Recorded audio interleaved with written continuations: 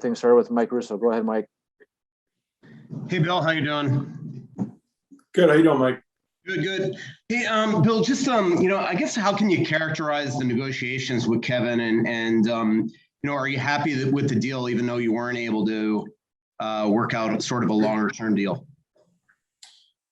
Yeah, I mean, I was happy with them. I mean, to be quite honest with you, Chris O'Hearn did 99% of the negotiations.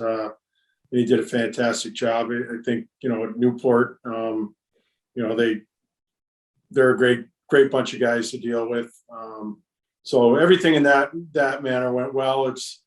We would have loved to got Kevin on a longer term deal. But after a while and going back and forth, it just seemed like we weren't going to be able to get anything done. And, with the arbitration date coming, it worked out that we could settle on a 1-year deal. So we're happy. We're very happy to have Kevin back in the mix, and there's no threat of him, missing training camp. And, he can just kind of focus on being ready for training camp and his conditioning and all that stuff. So it's good. We're happy. Kevin's an important player for us. Yeah, how much, considering that 2 years ago he was late to camp and got off to a slow start, how much was this a big reason why you brought him to ARB? It was a big reason. And, I personally have been through that twice and it never works out well.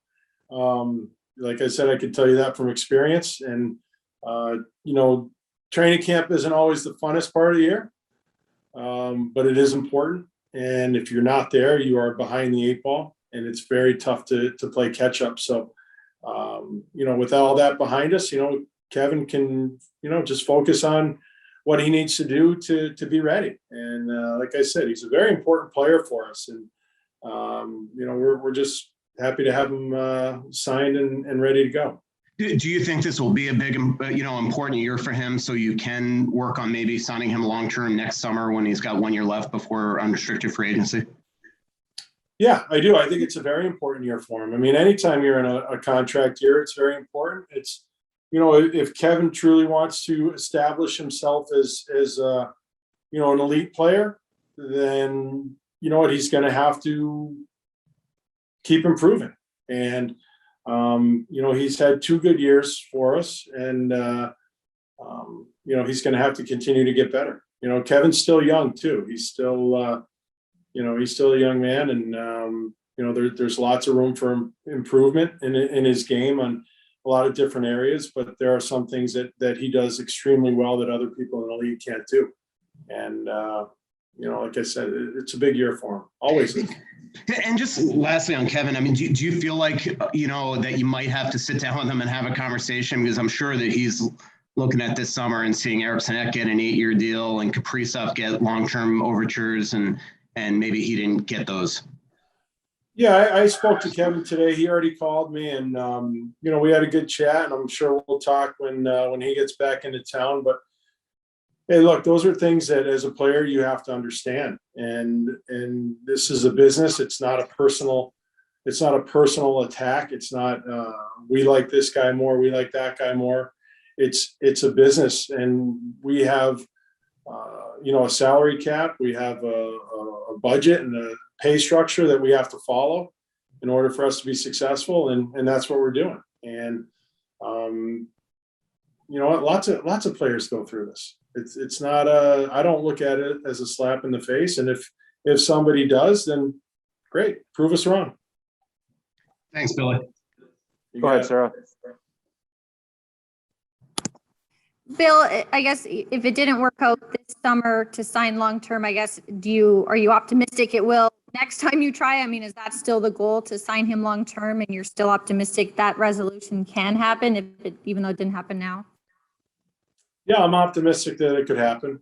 I guess the thing is now we just have to see how the year goes, and we'll cross that bridge when we get to it, but I wouldn't rule anything out. And then obviously Kaprizov is the other one that we're still waiting to hear. Bill, any update on where that's at?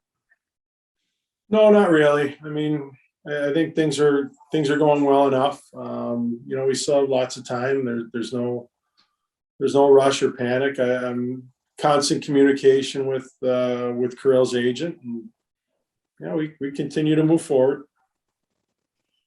Is it, I guess, similar to Kevin in that, a long-term is maybe not feasible, or is that still the goal with him? Or I guess, how has that evolved during these talks in terms of what you think you can get done with him?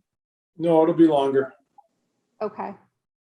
And then, Bill, just the reports that have come out about the KHL, I guess, what do you view on that, or, your response to how likely that is for him? It's not my decision. Doesn't bother me at all. Thanks, Bill. Okay. Go ahead, John Shipley.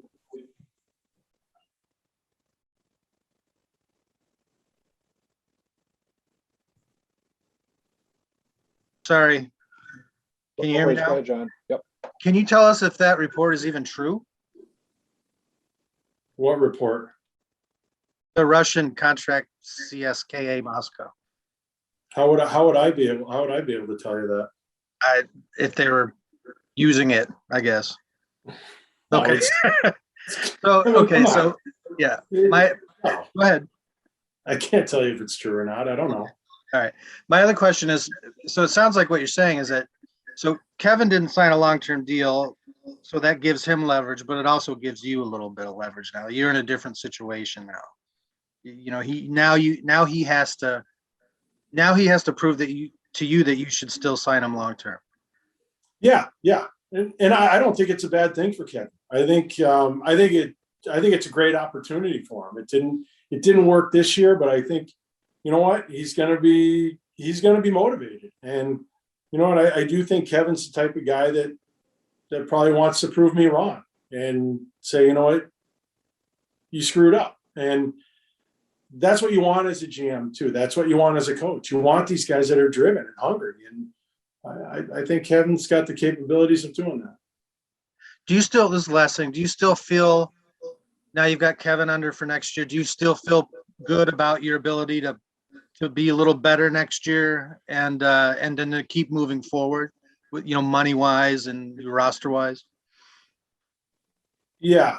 I mean, I think we can be better than we were last year. We're going to have to be. Our division's improved quite a bit. It's a very tough division. There really aren't any weak links. So to a man, we're all going to have to be better. And, like I said before, Kevin's a big part of our team. He's a big piece. So we're looking for him to have a very big year. Thank you. Thanks. Any other questions for Bill? Billy, yeah, just one more thing. On John's point, do you, with the extra roster spots that are open, do you expect barring a trade at this point that those are going to be for internal options, or do you still dive into free agency? We'll have to see.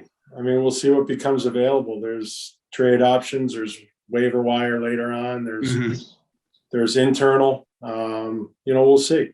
It's not always the worst thing to have some competition spots open. And when you get to training camp, you see who wants them, see who's hungry, and but we'll see. No, nothing like written in stone that we're going to do. Okay. I know in the past you've indicated that you're not a big pro tryout guy. I mean, do you think this could be a year you might consider that, or no?